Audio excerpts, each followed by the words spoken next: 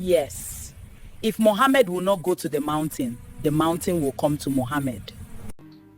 Babe, see, you are the one tolerating this old man. If I am you, girl, I would have ended him long time ago.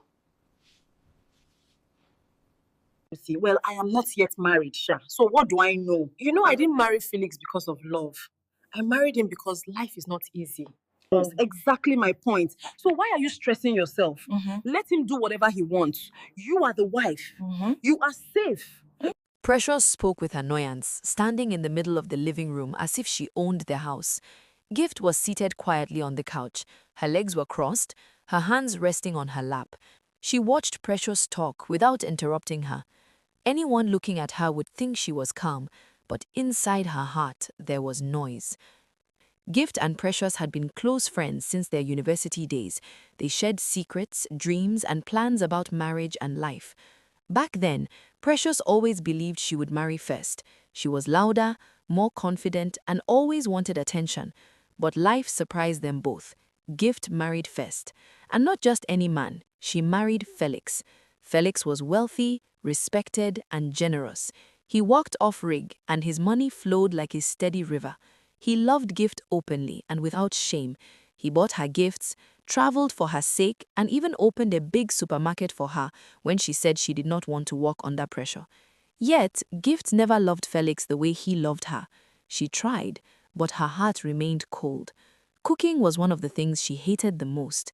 Whenever Felix was around, she found excuses: headache, tiredness, stress. Sometimes Felix would come back from work and there would be no food. That was when Precious slowly took over. At first, it looked harmless. "I will help you," Precious told Gift one afternoon. "You know I don't mind cooking." Gift agreed without thinking too much. From that day, Precious began cooking regularly. She cooked early, she cooked neatly, she served with smiles. When Felix praised the food, Precious would lower her head modestly. "Thank you, sir," she would say softly. Felix felt uncomfortable, but he said nothing. Sometimes, when Felix returned tired from work, Gift would wave her hand lazily and say, "Precious, please help me cook. I'm not feeling fine." Precious always accepted. She never complained, she never refused. Slowly, Precious became part of everything. One evening, Felix came home earlier than expected. Gift was still in her room, scrolling on her phone. Precious was in the kitchen. Felix sat in the living room quietly. "Gift," Precious called gently. "Should I start cooking?" From the bedroom, Gift replied, "Yes, you can cook for all of us." Precious smiled to herself. That night, Felix ate quietly. Precious served him water. She cleared the table. Gift barely looked up. Later, when it was time to sleep, Felix stood up. "Gift," he said calmly, "please go and rest. Precious can finish cleaning and cooking tomorrow." Gift shrugged. "All right," she said, and walked into the bedroom without looking back. Precious watched her go. Something twisted inside her chest. That night, Precious lay awake in her small room. She stared at the ceiling. Her heart beat fast. 2 years, 2 whole years, and this man had not looked at her the way she wanted. She had walked slowly, she had cooked carefully, she had bent down gently, she had smiled sweetly. Yet Felix remained distant, respectful, careful. "No," she whispered to herself in the darkness. "Enough is enough." She sat up on the bed. "I did not come this far to be invisible," she said quietly. Tonight, something must change. She stood up slowly and looked at herself in the mirror. Her face was serious, determined.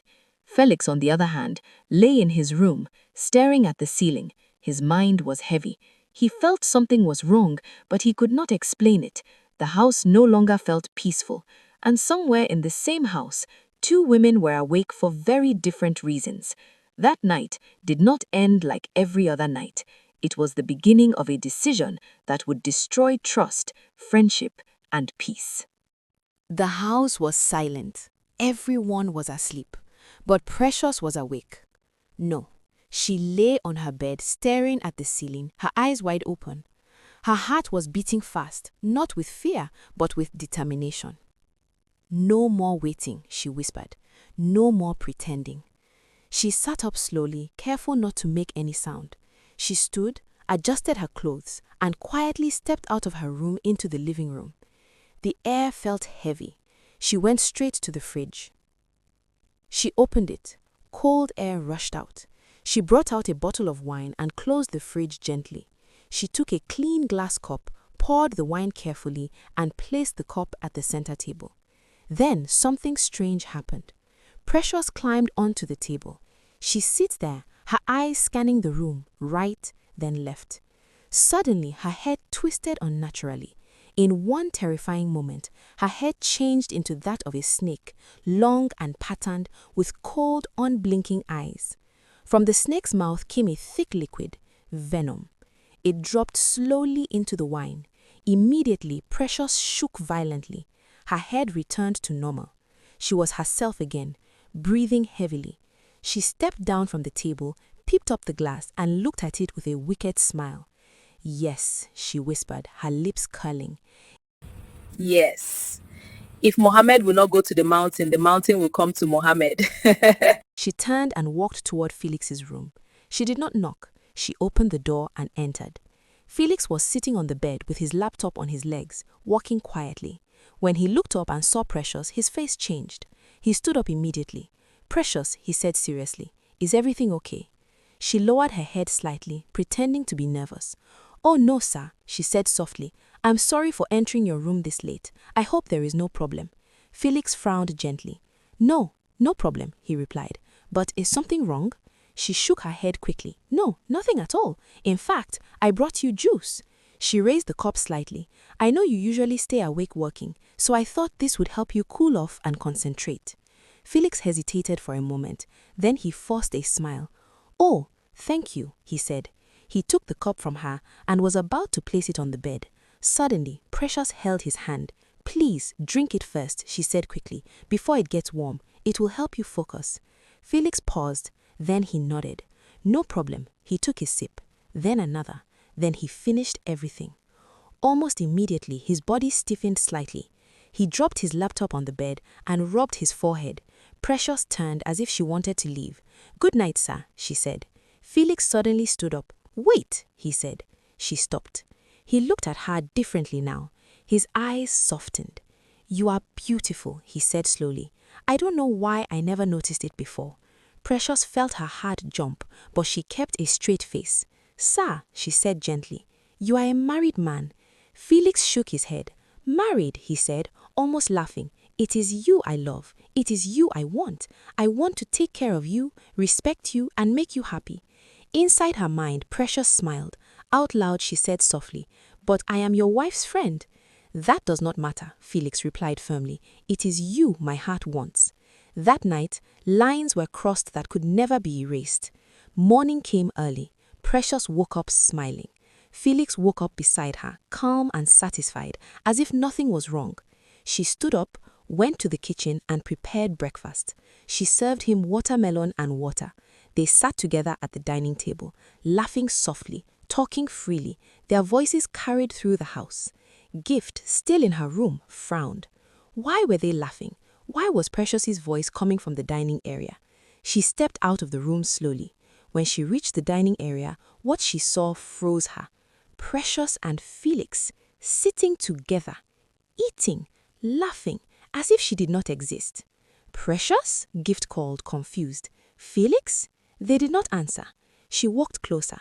"Precious, I am talking to you," she said louder. Still no response. Her heart started beating fast. "Precious!" she shouted. Felix stood up calmly and faced her. "What do you think is going on?" he asked coldly. Gift's mouth opened, but no words came out.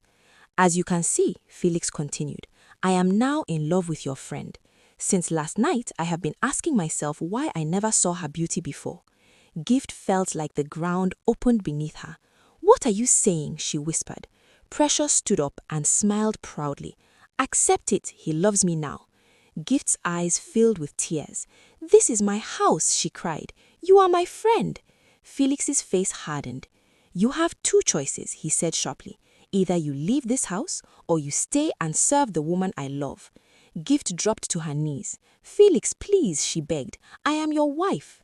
Precious laughed. "Wife," she mocked. "You can sleep in the kitchen if you want to stay." Gift cried loudly.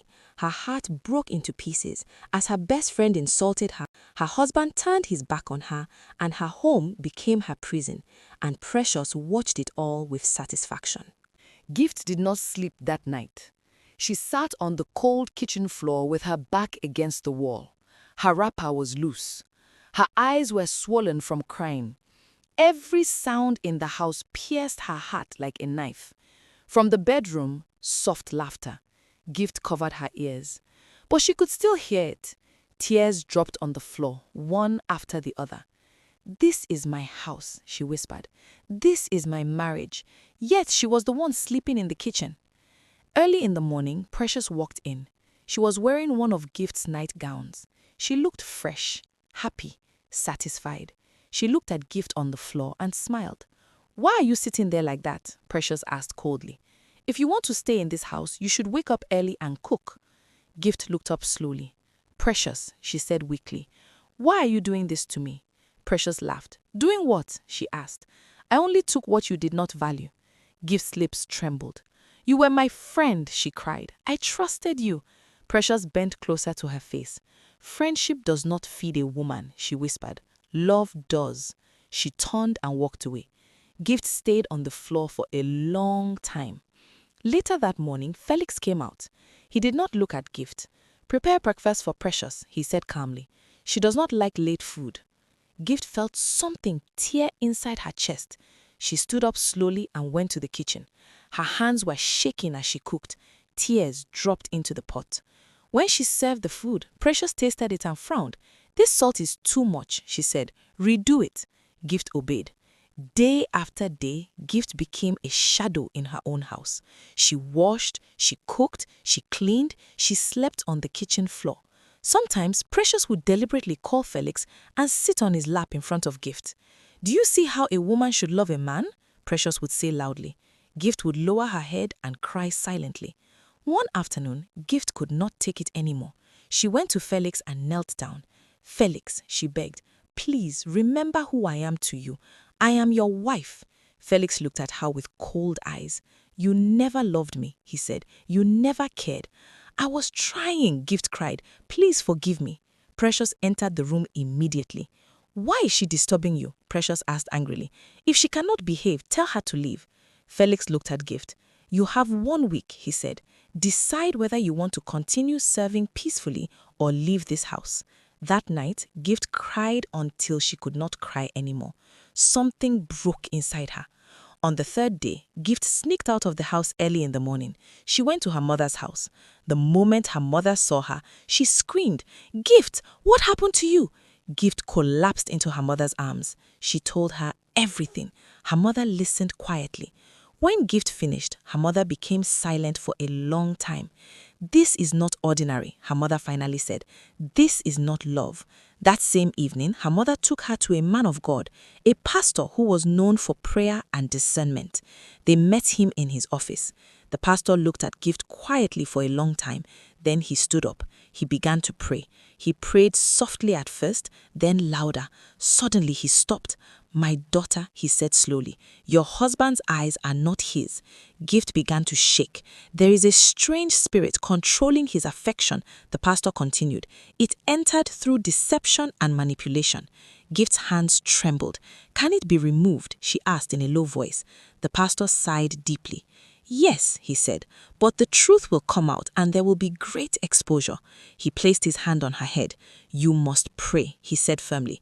"Pray at midnight for 3 nights. Fast and call on God to restore your marriage. Do not fight anyone physically. Let God fight for you." Tears rolled down Gift's face. "I am ready," she said. "I just want my husband back." That night, Precious felt uneasy. She could not sleep. Felix was restless too. Suddenly, Precious screamed. Felix woke up in fear. "What is it?" he asked. "I saw something," Precious whispered. "In my dream." Felix rubbed his chest. "My head hurts," he said. For the first time since that night, his eyes looked confused. Outside the house, the wind blew hard, and far away, Gift was preparing for the truth to fight back. That night, the wind did not rest. It blew strongly around the house, rattling the windows as if something invisible was knocking from outside. Precious could not sleep. She turned from one side of the bed to another. Sweat covered her body even though the room was cold.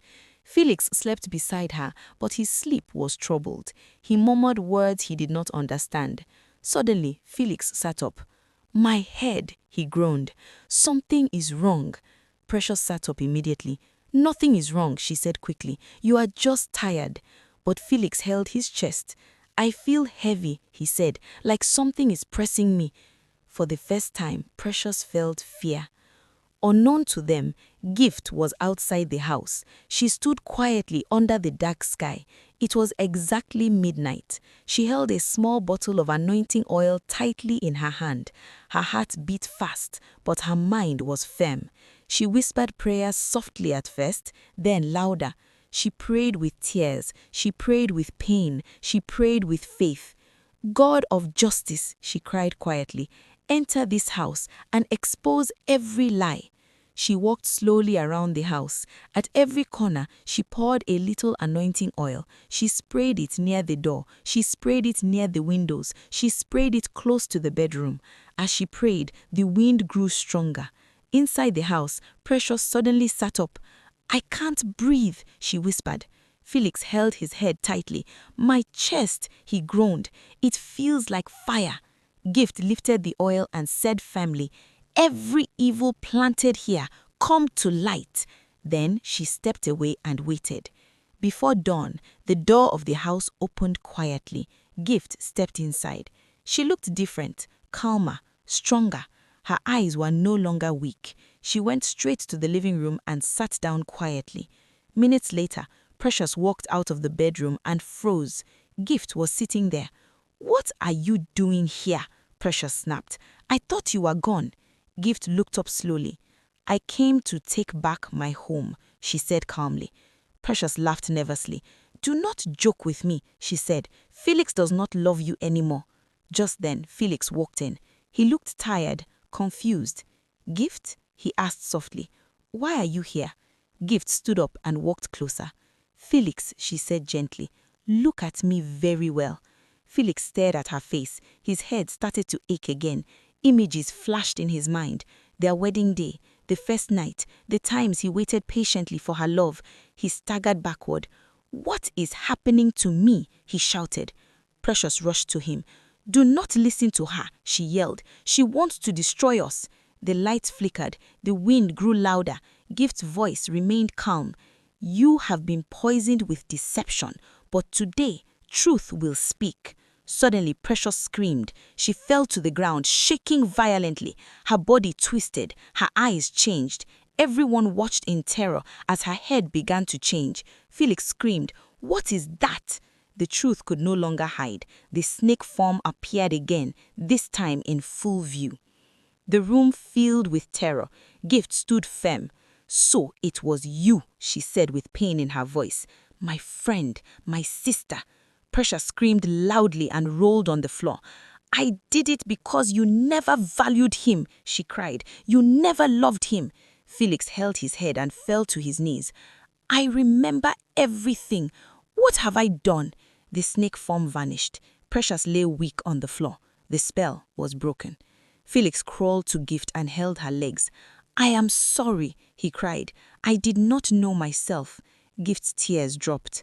"You broke me. You watched me sleep in the kitchen." Felix cried louder. Precious tried to stand. "No," Felix shouted. "Do not touch her again." He turned to Precious with anger. "You destroyed my home. You will leave this house today." Precious laughed bitterly. "I won," she said weakly. "Even if I leave, I tasted everything." Felix raised his voice. "Get out." Security was called. Precious was dragged out of the house, screaming and crying. The door closed. Silence returned. Felix sat on the floor, broken. Gift stood quietly. "I will leave," Gift said softly. "I need time." Felix nodded. "I will wait, even if it takes my whole life." Gift walked toward the door. Before stepping out, she stopped.